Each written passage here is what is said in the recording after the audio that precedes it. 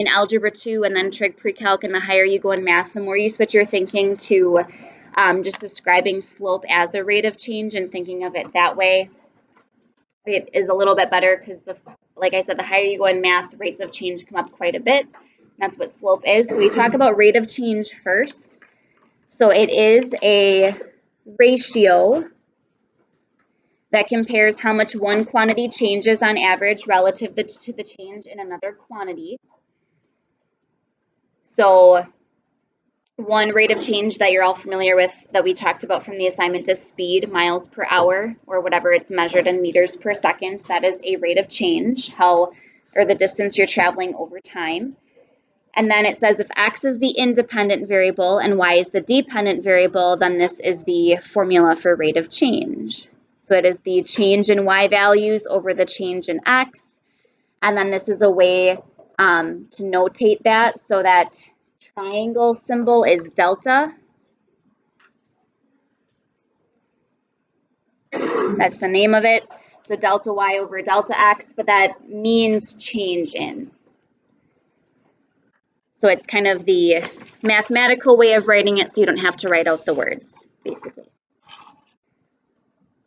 So if we look at example 1, here it says the table shows the temperature of a solution after it's been removed from a heat source. Find the rate of change in temperature for the solution. And this one, it does not give you any specific points you're supposed to use. So you can choose whichever points you want. You have to choose 2 of them.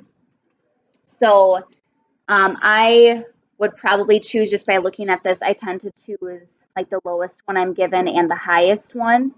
But be careful for problems where they might give you a table and they ask you, we'll talk about this down below, for an average rate of change, and they specify which values to use, that you're actually using that value.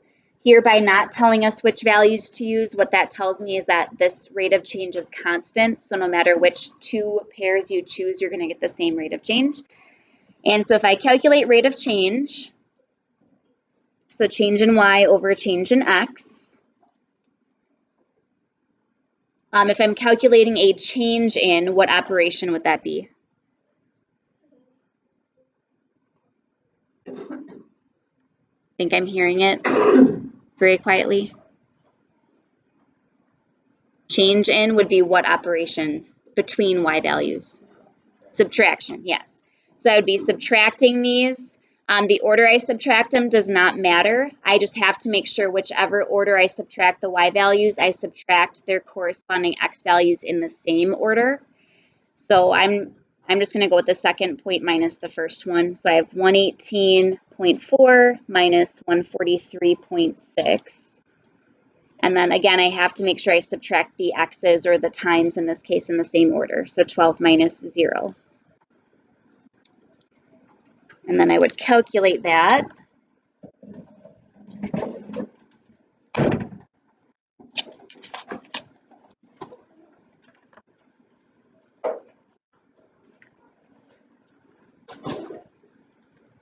So I'm getting negative 25.2 for the change in y over 12 minus 0 is 12.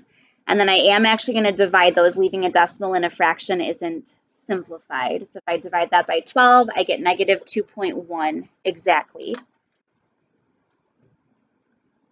Now this doesn't ask you in the directions to give the units. I'm going to ask you to give the units when it's in a context like this. Anyone know what the units would be on that rate of change?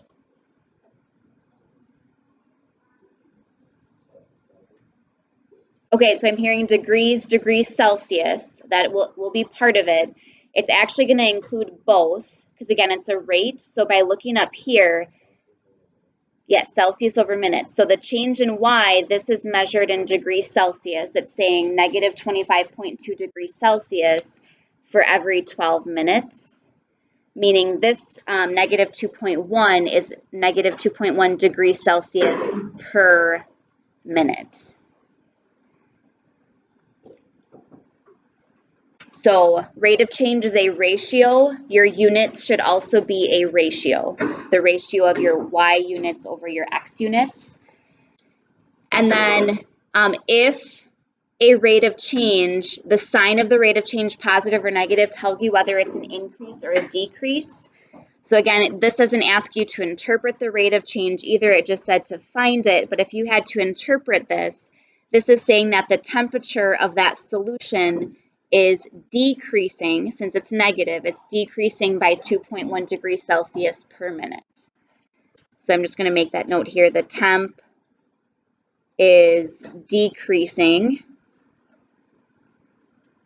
by 2.1 degrees Celsius per minute. So whenever you're interpreting a rate of change, you're interpreting it as an increase or a decrease. And then it's usually a change in something over time, but that independent variable does not have to be time necessarily. It just usually is. Questions there? Okay, so then in example 2, actually I'm going to have you try this one without me leading you through it first. This one isn't explicitly giving you the table of which values are x and y, so I'd like you to think about it. But it says in 2004, 56,878 students applied to UCLA. In 2006, 60,291 students applied.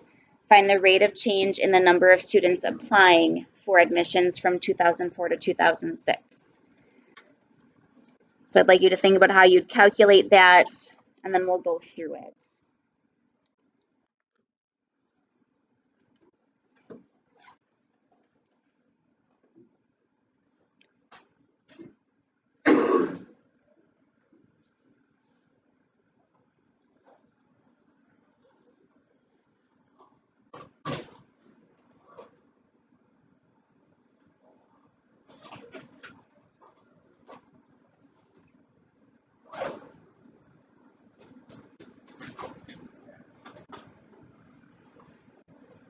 And also give the units. What would the units be on the rate of change?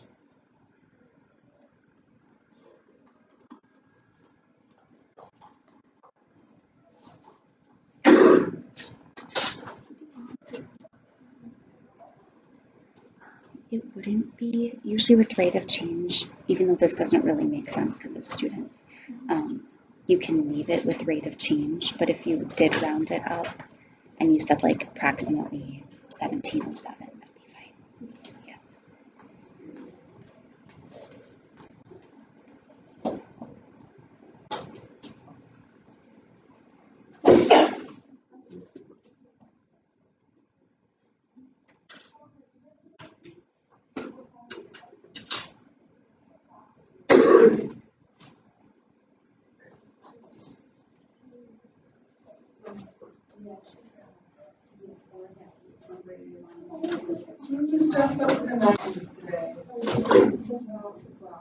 Okay, juniors.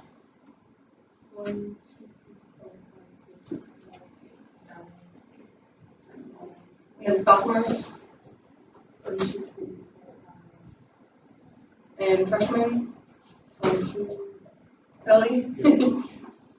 Susan, you just behind these. Thank you. Yeah, so these values, those actually subtracted C1 your number of students and then your years, which one? Yeah, it depends.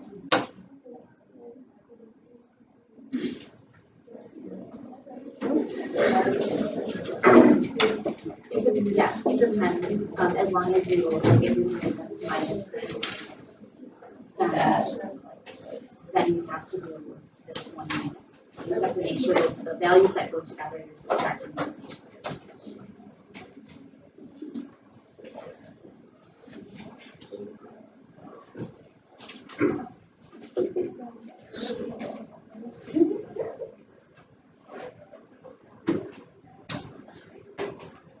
Okay.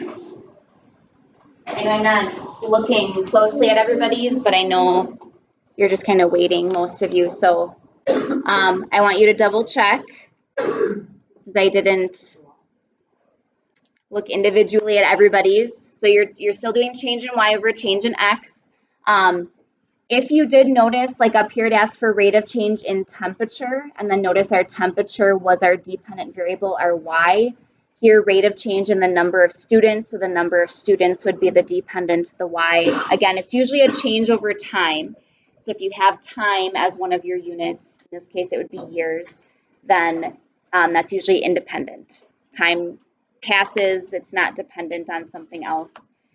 So it'd be about 1,706.5 students per year. Some of you rounded that up because you can't have half of a student. It would be okay to leave this with rate of change. If you rounded it up, I would accept that because I would understand you can't have half of a student. But with rate of change, it's okay to leave the decimal as well.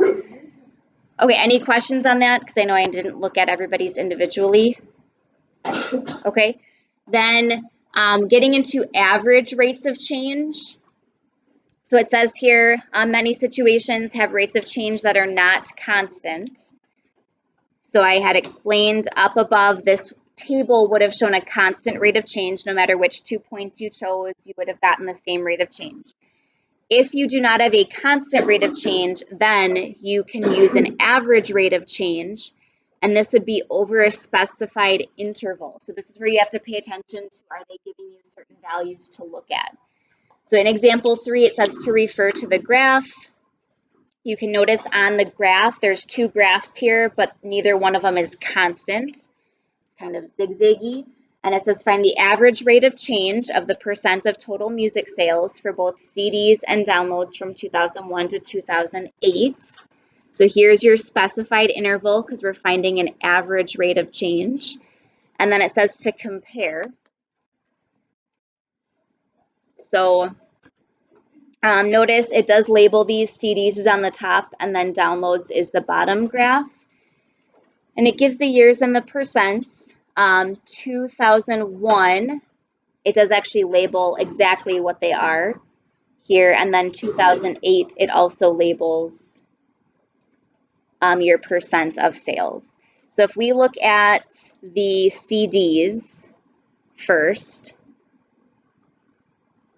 rate of change, change in Y over change in X. So I would have my, again, rate of change of percent. So the difference of my percents, I'm just going to do the 77.8 minus the 89.2 over, and that would be the year 2008 minus 2001.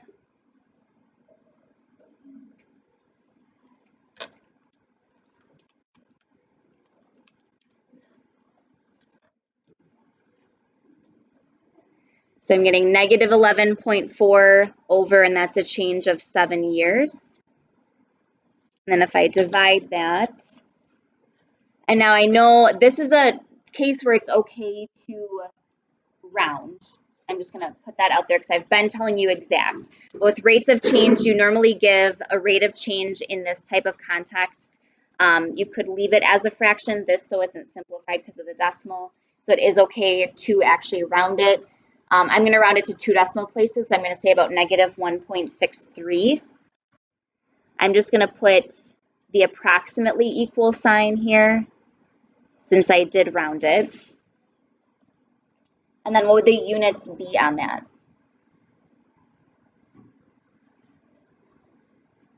Negative 1.63 what? Close. Percent of CD sales per year. Yeah, so we could just say percent and then per year. But percent of CD sales per year. The percent is important there.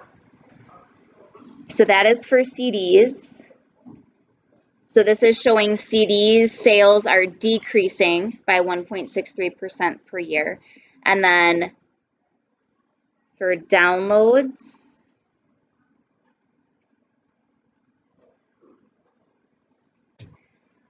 that rate of change, so in 2008 it was at 12.8%, and then at 0.2% in 2001.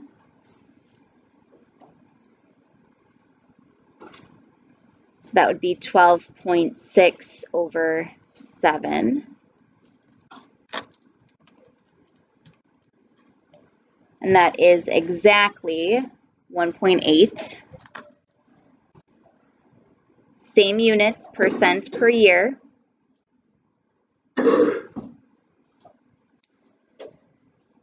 And I just wanted to show both because it said to compare. So here we can see CD sales are decreasing while downloads are increasing, which that may make sense to you as more things become digitalized. How many of you still like go to a store and buy CDs? Okay. How many of you download music or just listen to it on some sort of streaming app? Okay. So this, I mean, and this was even 2008, which is 11 years ago. So I'm sure this is even like more like a higher rate decreasing. This is probably a higher rate of increase. But this, if you think in context, should make sense.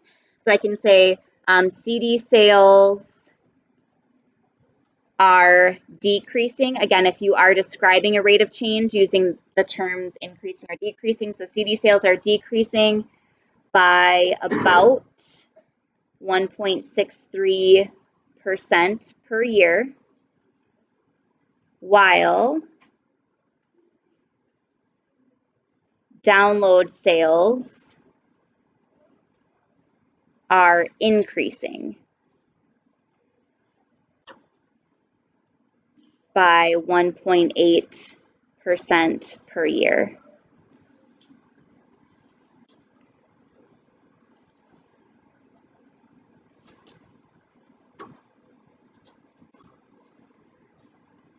Okay, so any questions there? Again, with rate of change, not that there wasn't or wouldn't have been this focus when you took Algebra 1, but I will ask you for rates of change to include units when it's necessary. I may ask you to interpret what a rate of change means. So understanding those ratios. Okay, and then we're going on to slope, which I know slope is review. You've seen slope before. Am I okay to flip this?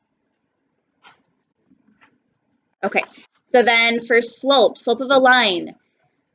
Slope, this is how it's defined.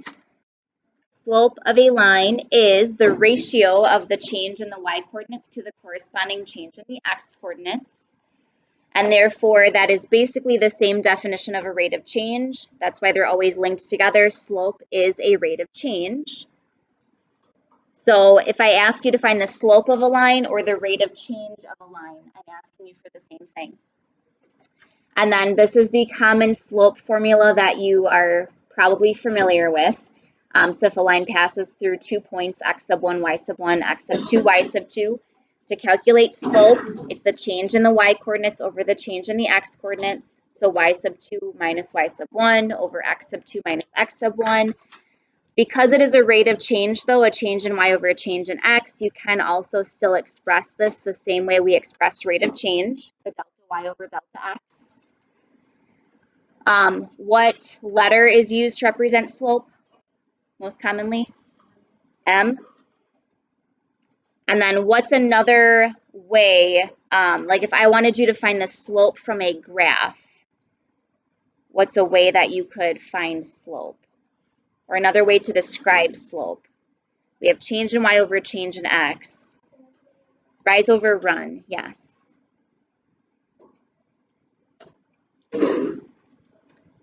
So the change in y is the rise, how far up and down, and then the change in x is the run, left and right.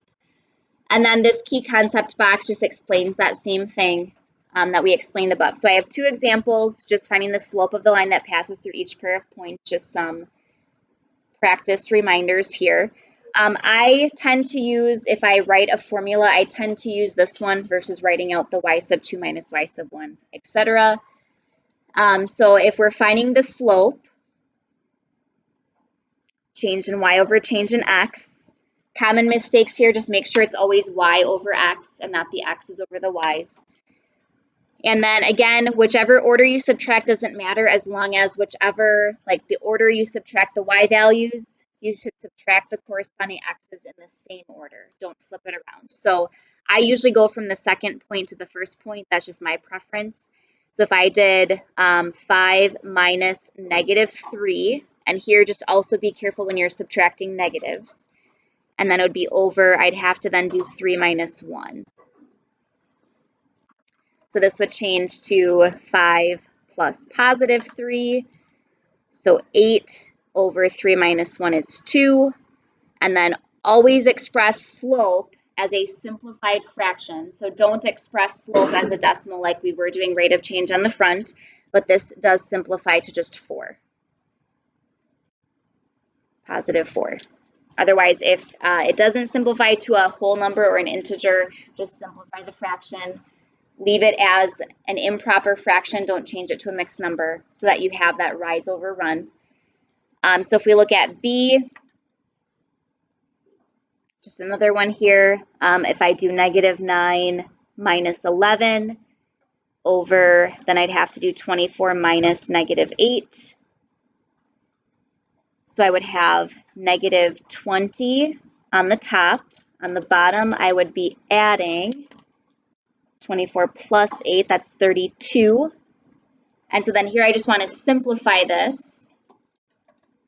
I can simplify both by 4, so -5 over 8. And that would be my slope.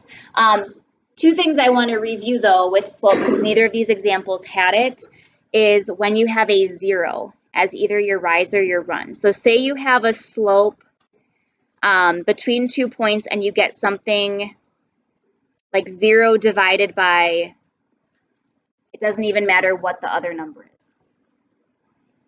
You could also get a slope of any number and then 0 in the denominator. What would this first one simplify to if you had 0 divided by a number? 0. So 0 divided by anything, as long as the denominator is not also 0, that is 0. You can type that in your calculator. 0 divided by any other number is 0. What do you get if you take a number, again, not 0, but divide by 0? Undefined, yes. So this you would write undefined. Or that also means there is no slope. Anybody remember which type of line has a slope of 0? Horizontal? Horizontal lines have a slope of 0. What lines have an undefined slope? Vertical.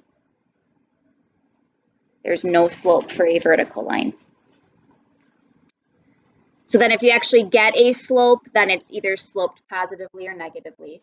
And then I do have, for just 2 other examples, this is more so practicing the rise over run or reminding you from a graph, when you're finding the slope from a graph, is to pick out 2 points that the line goes through. So on here, you kind of want to look to see where it actually crosses through grid marks. So I would say like right here, and then probably here.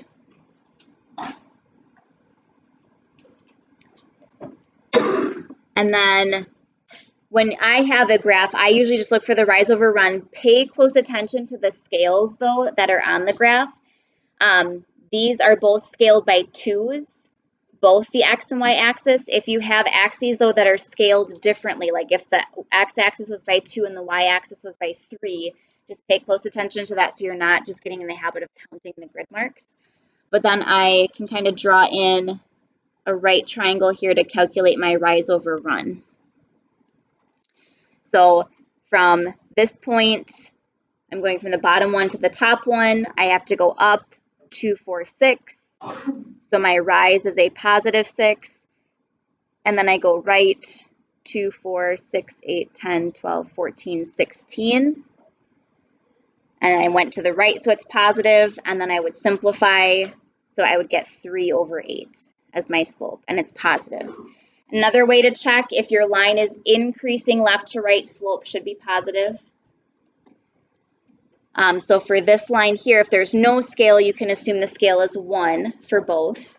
But I would say there's a point here on the y-axis, and then here.